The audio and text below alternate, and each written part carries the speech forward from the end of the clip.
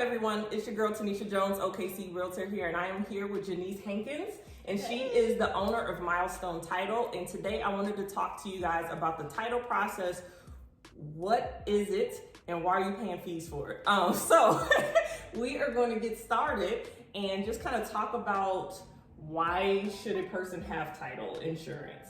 The main purpose of having title insurance is to ensure that your property is free and clear of any liens, survey encumbrances, easements are right.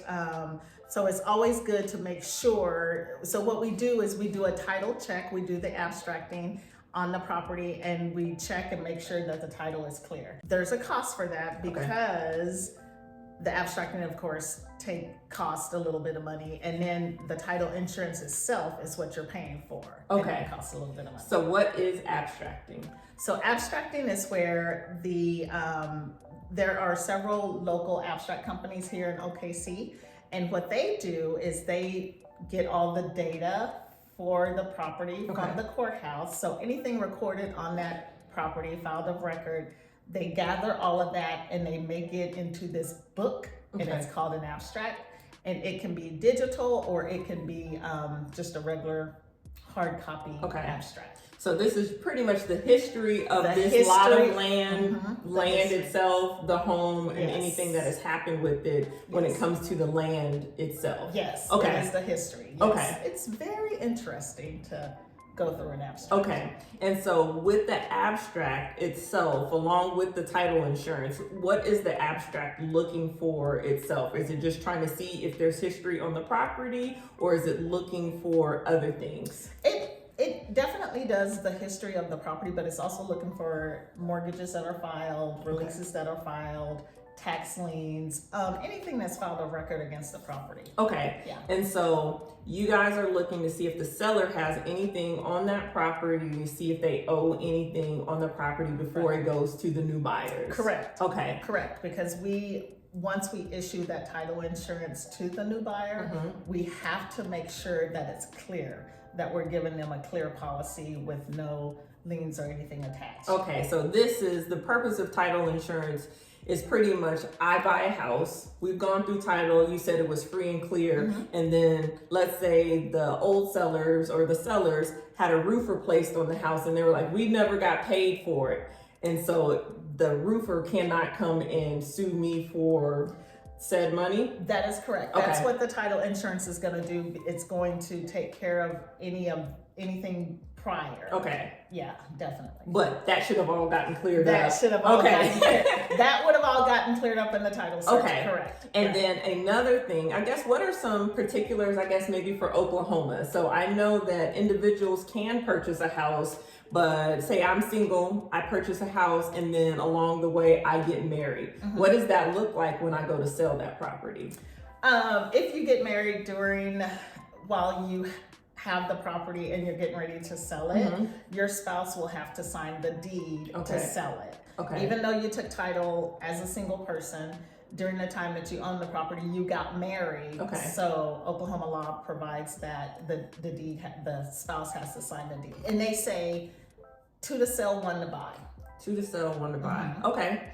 And then also, you said you're going through the abstract. Also, you guys are making sure that there's no easements on the property, also other things on the property as well. Along with a survey done on the property, we're checking to make sure that the correct easements are there, that are supposed to be there. We're checking for right-of-ways, making sure that they're filed properly, access and egress. So just making sure that the property and the survey are all in compliance, and making sure that if there are easements filed, that they are outlined and we're able to tell you about them.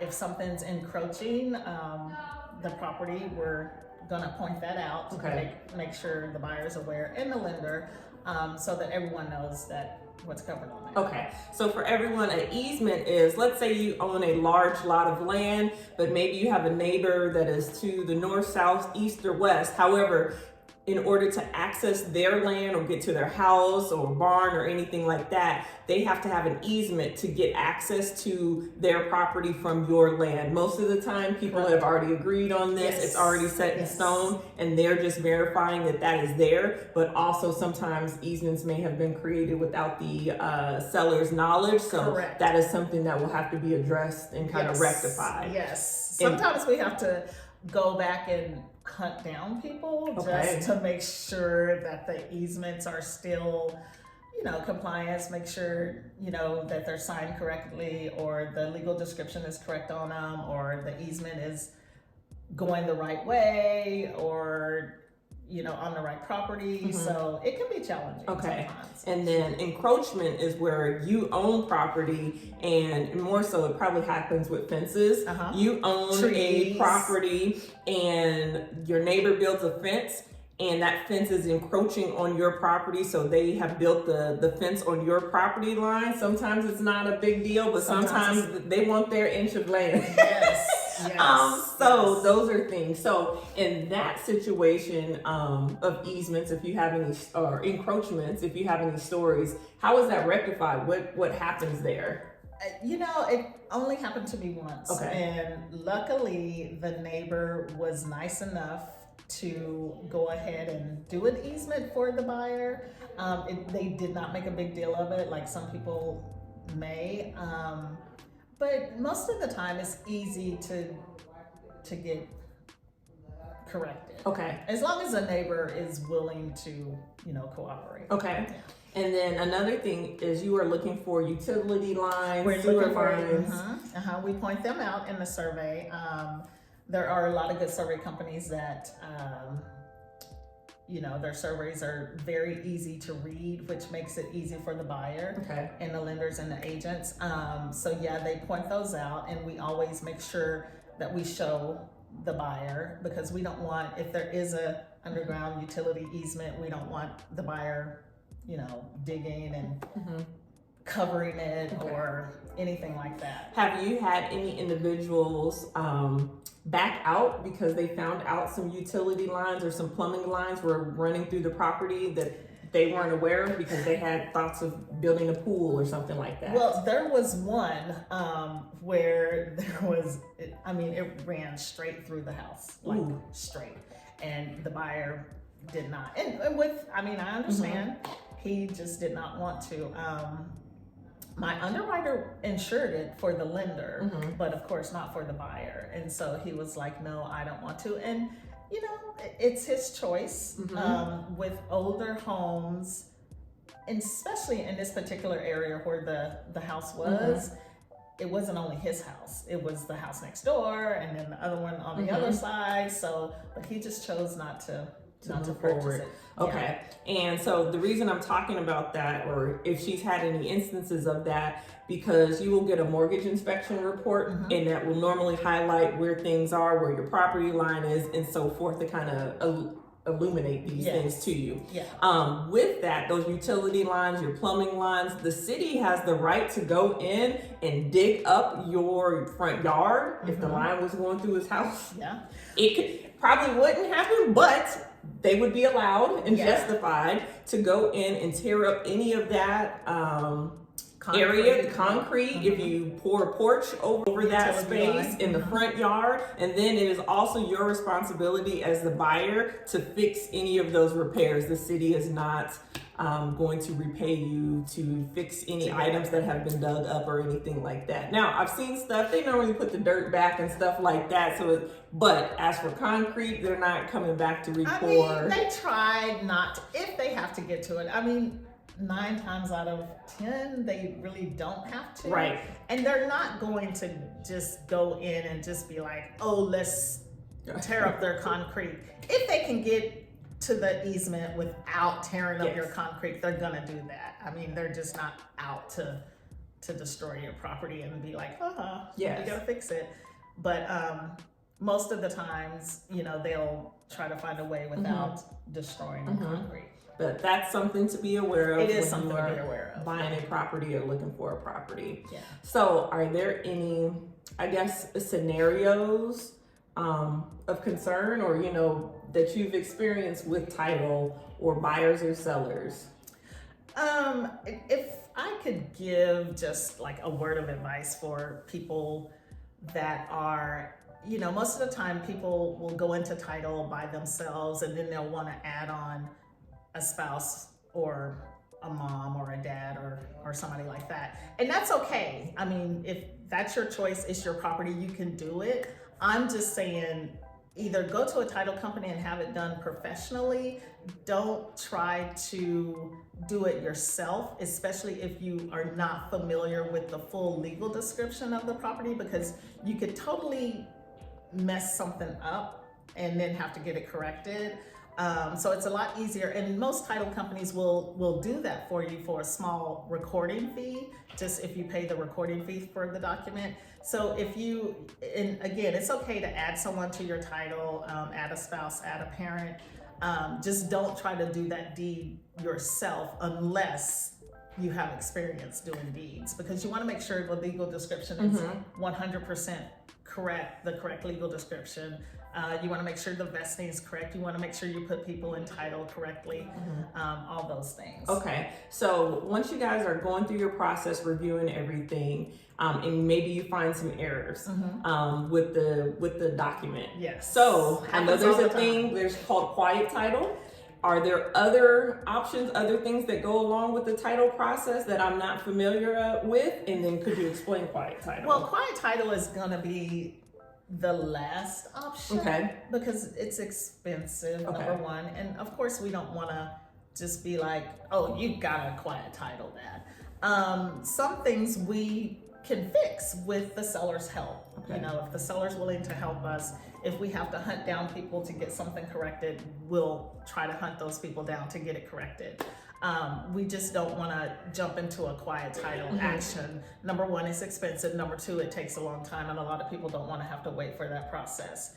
Now, quiet title will clear whatever needs to be cleared. If it's a case where a tax deed, for instance, and it has to be quiet title, then that's going to clear it.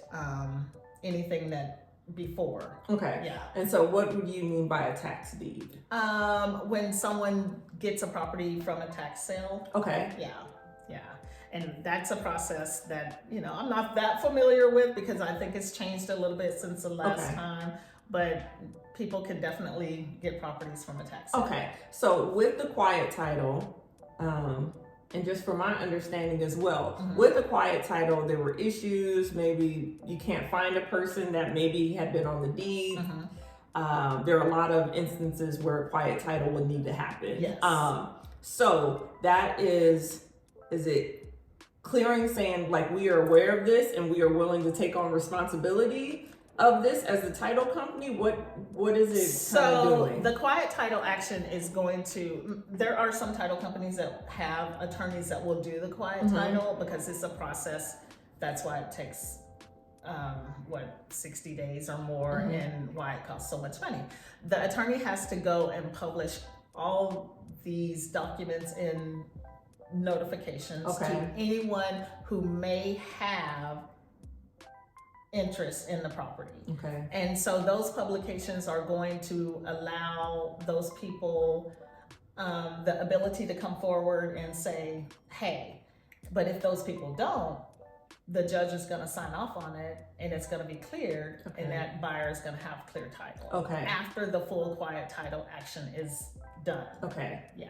So again, if it's something that we can get cleared up just by trying to hunt people down, whether people moved out of state or whatever, we're going to try to do that. But if it's something that definitely has to have a quiet title action, then you're going to have that done. Okay. And the title company will let you know, because their attorney will let them know. We'll have gone through that process. And here on our contracts here in Oklahoma, there's 3 options, especially with the new contracts that have come out. You can do a normal mortgage inspection. You can do like a land survey, kin boundary. And then you can also admit to having a title survey done unless it's required by law. And so with that PIN survey boundary, normally you have to call out a person to come out and do that. Now, does that person do all the work, or does it still come back to a title company if that is had? Because I know normally that's going to happen with your land, right? Somebody has 80 acres of land, they know it's here, but they don't know the exact area of where the land begins. So PIN surveys are a lot of money. I mean, they start, what, $1,200 and go up? Yes. They are a lot of money. Some of the survey companies that do PIN surveys will require some kind of payment up front, some of them, not all. So most title companies will have the agent go ahead and order it. Okay. And if they require payment, depending on who's paying for that PIN survey on the contract, they'll try to get like a deposit or something. Okay. We work with one survey company that doesn't require a payment up front. So if we need to order it, we can. There may be cases where if the file busts and the survey's already been done, we're gonna require that they get with that survey company and try to get that paid for. Okay. Yes, because they are so expensive and time consuming for the survey companies. So yeah, it just depends on the title company. Some title companies will order it for you, and then some won't because you know, they just don't want to. Okay. And again, with that survey, it's its own thing, or is it also in conjunction, or can you do it in conjunction with title as well? It's going to be separate. Okay. I mean, you can do it, you can have us order it, but it's not, I mean, if it's a cash transaction, depending on if it's land or not, we're really not going to require it. Gotcha. You may not have coverage, survey coverage without it. Got it. Yeah. Okay. Oklahoma's an abstracting state, right? So it takes, I'm gonna say, at least 7 to 10 business days for the abstract to get complete. It's not as quick as some people think it should be. It's a process, and those abstractors, they work really hard. I have a very close friend. She's an abstracting manager at First American, and she's my go-to person for some stuff. And I know that her and her team, they work as fast as they can. Sometimes I'm able to get, you know, abstracts done on a rush. Here's something for you. If you are working with a seller and they say, I have the abstract, get it immediately and take it to whatever title company you're going to be working with so that they can start working on it. If you're working with a seller and they say, well, I don't think I've ever had an abstract on this property, let your title company know so they can start the process of having that built, because it could take longer. Got it. It's just, you know, and when I lived in Texas, we were closing and getting title searches done in like 2 days. But again, Texas is not an abstracting state. Right. Oklahoma is. I don't know if they'll ever do away with abstracts, but for now we have to have them. So, you know, it takes a little bit of time. So that's just something to think of when people want a quick close, that, hey, it takes time to ensure all the documents are there for your protection if you were the buyer as well. And then I know we talked about title reviewing for like liens and so forth, but also you guys are making sure HOA dues have been paid. Yes, we're checking for all kind of liens and everything on there. If HOA liens are delinquent and have not been paid, more than likely that HOA management company has put a lien on title, and so we'll catch it. But if the property is in a PUD or HOA association, we're going to check and get payoff letters. Yeah. So ultimately, you have the right when you are buying a home to decide whether or not you are going to do title, if you're going to do, again, a PIN survey, if you're buying land. Yes, I would not recommend buying a house without getting title insurance. I just wouldn't. I had a client who, he said, I'm gonna buy this land. I know these people. I've known them forever. I'm sure there's nothing on there, no liens or nothing. And I was like, okay, are you sure? And he's like, yeah. Well, he bought it maybe probably about 3 or 4 months later, he called me. He's like, hey, you remember that land that I bought from my friends? I was like, yeah. He said there was a DHS lien on it. Oh. And I was like, he's like, what can I do? And I was like, nothing. You can't do nothing. You bought it without title insurance, so you're gonna have to pay that lien off or try to get with DHS and see if they'll release it. Mm-hmm. But if it was for the person that you bought it from, they're probably not gonna release it. They're gonna want some money. Right. Yeah. Ooh. So I would not recommend ever buying land, house, anything without title insurance. Right. Just because it's for your protection. It's for your protection.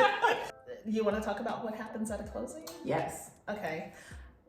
So what happens at a closing? That's the fun part. For me, you guys have found the house, did all the property search, went and looked at all the beautiful houses, chose yours, working with your lender or paying cash. Or you're selling. You're selling. So you come to closing and you're going to sit down, and I'm going to go over all the documents that the lender sent over for you to sign, the mortgage note, loan application, all those things. A lot of them are documents you've already seen before from your lender, or you should have. I'll go over the title commitment, the survey, point out any encroachments, easements, anything like that that you guys need to know on the survey. Make sure your interest rate is right if you're going through a lender. Make sure your payment is right. Make sure everything that you were told is correct. If it isn't, we can, stop right there and try to get it resolved. Call your lender, make sure, that you were told whatever and try to get it fixed. Make sure we're making sure the spelling's correct, because we want it to be accurate on your deed. We want to make sure it's correct because it's going to be filed of record. And then, after you sign all your documents and you hand me your money for closing, we get it funded and then we have a party. Yes. I mean, it's easy, it's fun, it's exciting for people. And then also when you're coming to closing, especially, on both sides actually, you're going to need a photo ID. Yes. And then for the buyer, normally you're going to need to bring your closing with a cashier's check or have those funds wired to the title company. Yes. On the sell side, you're also still going to need photo ID. Yes. If a spouse is not there or a person's not there, you're going to have already talked to your realtor to let them know so they can inform title. That way we can get documents sent to that person's location, have a notary set up, and then those documents can be sent back in order to close on said day. Yes, yes. I will tell you, I know we don't, and I know most title companies don't take cash. So please don't show up with $17,000 in cash for your closing. We just don't take cash. Our bank is not local, so we really don't have a way to deposit cash, and I just really don't want to count. Right. All right. And I know there are a lot of title companies within the OKC metro area, but I would assume they all have similar fees. But I guess, maybe for you, we're not going to talk about everybody else. For Milestone, what does that look like? And do they vary by the size of the property? Do they vary